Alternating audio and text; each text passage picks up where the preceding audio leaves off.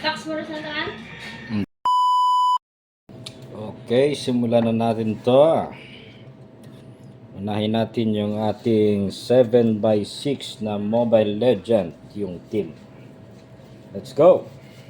Start! Labs.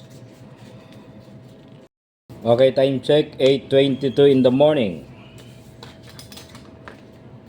So ayun what's up sa inyo mga ka-alright, tama ang narinig nga ninyo na 8:22 in the morning at tayo nagsimula nung araw ng Sabado para banatan yung ating mga Christmas cake. At syempre kapag ganito nga na maramihan ay talagang inuuna ko yung mga customized cake katulad dito nakikita ninyo na nag-color tayo ng icing na sky blue kasi nga ito ay Mobile Legend katulad na nasabi ko. At sa frosting naman ay gamit natin ang whippet ng Bakersfield at ACC ng Achievers. Pinagsama ko na. Kita nyo na, napakabilis lang no. Isang iglap lang. Tapos isinunod ko nga itong Christmas cake na in-order sa atin ni Ma'am Annie De La Torre.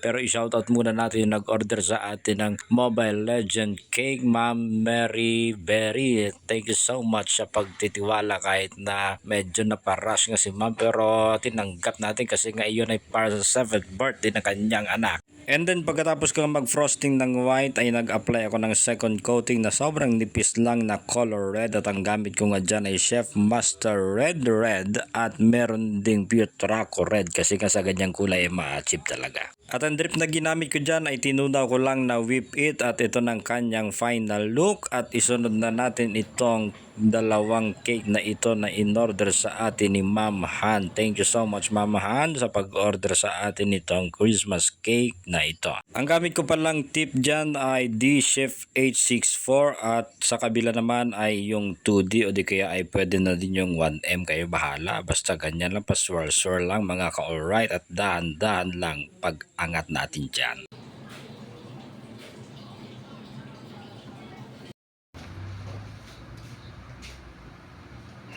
At pagkatapos ko nga ng iba-ibang mga kulay ay sinimulan ko nga itong ating mga Christmas cake na pa-promo natin na kapag ka naman ang size ay 8x3 bigayan nga natin dyan ay 800 at ang 7x3 naman ay 600 only.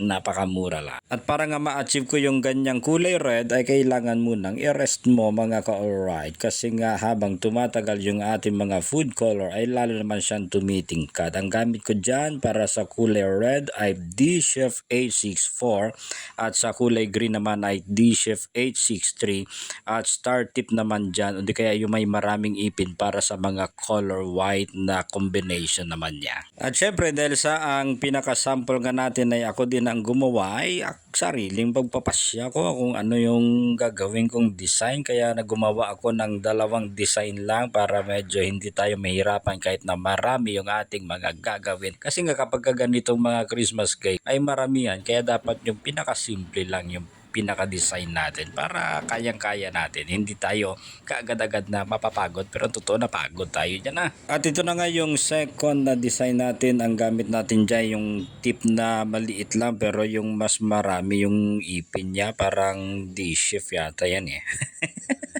Tapos ay pa-swirl lang, parang rosette lang mga ka-alright. At dyan nga, ganyan lang yung pinaka-design natin at binilisan natin dyan para makita ninyo kung paano natin ginawa yung ganyan. Naglagay lang tayo ng pinaka-lining pero hindi naman nasunod. At sa pinaka-design naman dyan sa itaas, ang gamit ko dyan ay pagkaalala ko 1M yata at saka 2D. Yan, ganyan lang. Combination ko lang ng kulay red at saka white at siningitan ko ng kulay green para lumabas yung talagang Christmas theme cake, di ba? At para naman sa mga topper, yung mga printed topper ay kinuha ko lang yan sa Pinterest. Na Pinterest ko lang nakita, kaya yan yung ginawa ko. At tapos nilagyan ko din ng pinaka-board sa baba. At meron din pala tayong ubi moist na napakasarap. Kaya thank you Sir Van Pabilona sa pag-repair din, Ma'am Golden Prince. At eto na ang ating mga nagawa kahapon, mga ka-alright. At totoo namang napagod ang lahat ng mga baker. Kaya sa muli mula dito sa Odi Cakes ay nagpapasalamat kami sa lahat ng mga nag-avail ng ating mga pa-order kahapon. Alright!